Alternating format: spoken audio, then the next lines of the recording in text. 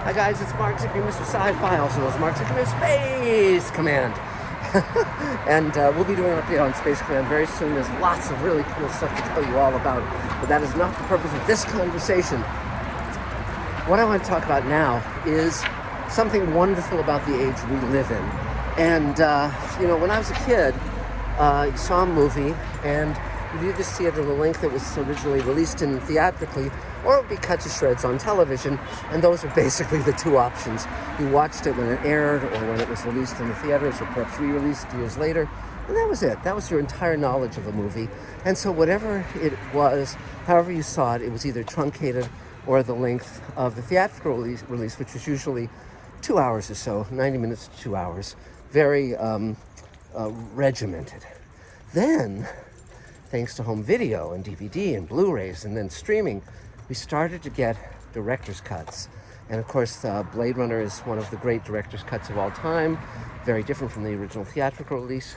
And that brings us, of course, to one of the greatest directors of all time, Ridley Scott, director of Blade Runner and Alien. Now, Ridley Scott, of course, sometimes he's great, like in Gladiator, in my opinion, and sometimes he's disappointing, such as in Prometheus, which is the t-shirt I actually happen to be wearing under this sweatshirt. But it's a little cool in Los Angeles right now, so just use your imagination.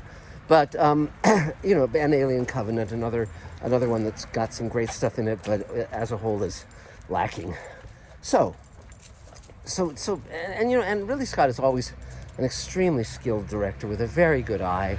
I actually liked the two movies he released not long ago, House of Gucci and the other thing about the night and with Matt Damon and Adam Driver and so forth. So I thought they were both extremely credible and amazing for a man, I guess he's in his 80s now, doing this kind of work. But there was one movie he did in 2005 that when I saw the ads for it, I thought, oh, this is going to be great. And then when I saw the movie, I went, oh man, that really missed the boat.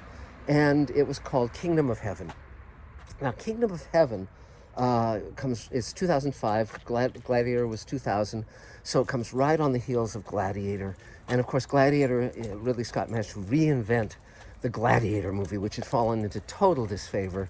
And he brought a new vision of the Roman Empire, and it was just spectacular in every way. Just a phenomenal movie, one of my favorites. And so then 2005, so it's Ridley Scott coming off of Gladiator and starring Orlando Bloom, fresh off Lord of the Rings. And so you'd think, well, that can't miss. And it's set during the Crusades. So it's like Crusaders, Muslims, you name it, Jerusalem, yay, pretty exciting. And then I saw the movie, and in the movie, Orlando Bloom was really passive, and it just kind of missed the boat. It was pretty to look at, but just did not really work. And I know Orlando Bloom was a great gaping hole in the middle of the movie. And that was the last I thought about it. I saw it once, and I didn't buy the DVD or the Blu-ray, of course, because who would? And, we just waited for Ridley Scott to make another great movie. So then, a few days ago, I was watching Amazon Prime, as I am wont to do, and I came upon Kingdom of Heaven, the director's cut, Roadshow edition. I thought, what the heck is that? Well, it clocks in at something like 4 hours. And thanks to DVD, thanks to Blu-ray, thanks to streaming, you can now have movies that are whatever length they're supposed to be. And this clearly was what this movie was supposed to be, because there were tons of things in it that made the movie better. And it was a totally different creature, and I highly recommend it. It's gorgeous to look at, and it has amazing actors in it. Eva Green is terrific, Jeremy Irons, on and on. I mean, it's just even Alexander Siddig from Deep Space Nine has a really memorable role, sort of in the Omar Sharif mold.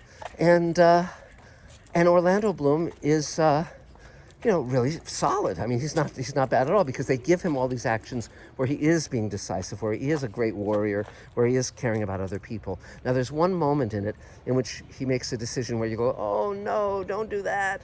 And, he does, and things happen. And you'll know it when you see it.